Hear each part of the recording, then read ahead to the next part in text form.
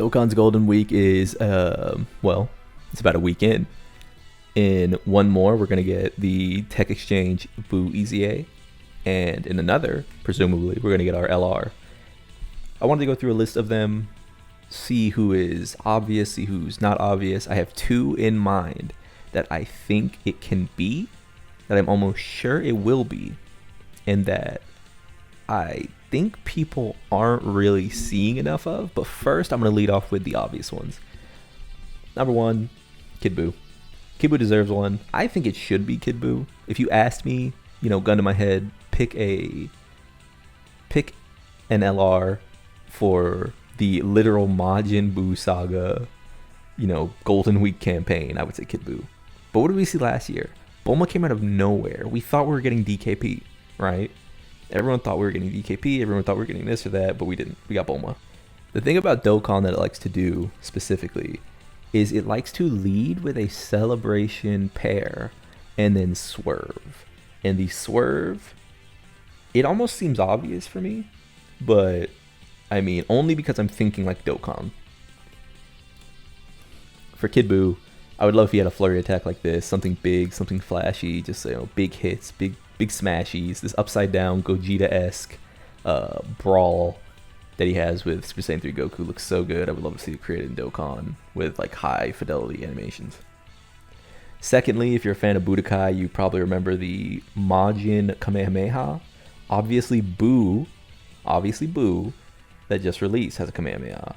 The Goku that just released has a Kamehameha. There's a Kamehameha mission. All of these things lead to a LR that helps with their mission, right? Okay.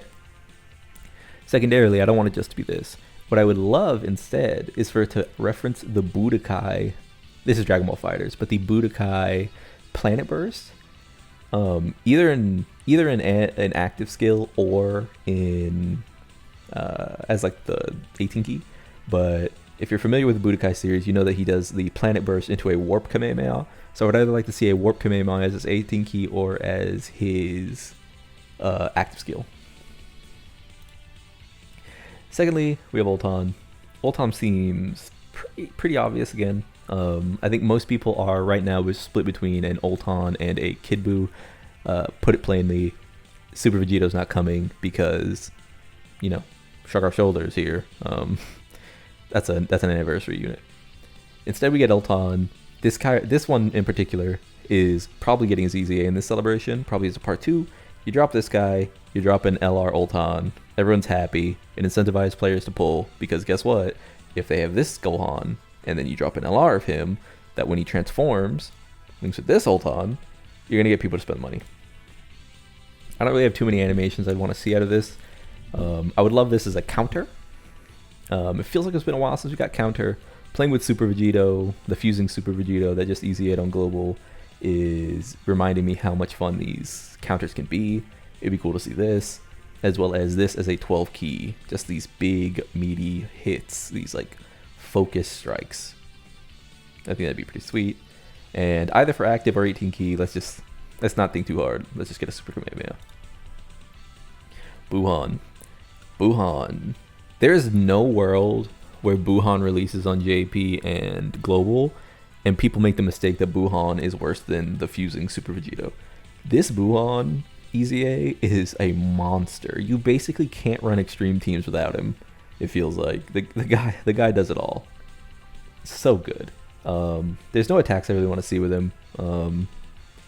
There's a few water scenes when he's fighting Vegito. He's like running around that look cool, but yeah, he can do anything. Maybe we can get the iconic Buhan scream. That'd be pretty sick, but whatever.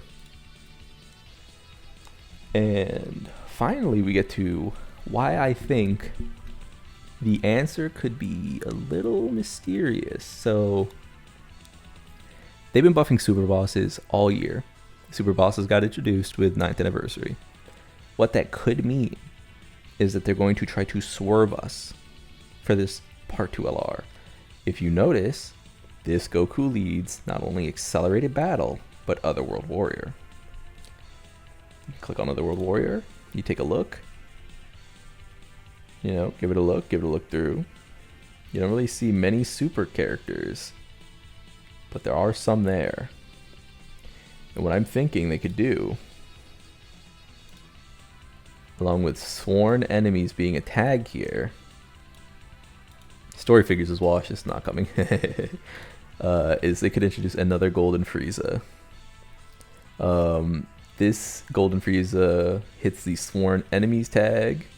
He is a character from Super, even though he is a movie boss. Obviously, I guess technically his movie is like Z or something, but I'm thinking what they could do with the Resurrection F, this Frieza, sworn enemies, is give us this Otherworld Warriors Frieza from Universe 7. He would be a sworn enemy. He would be an Otherworld Warrior. He would add to the tournament participant and reps tag, which are super tags, typically. This is the perfect time to also add him to super bosses.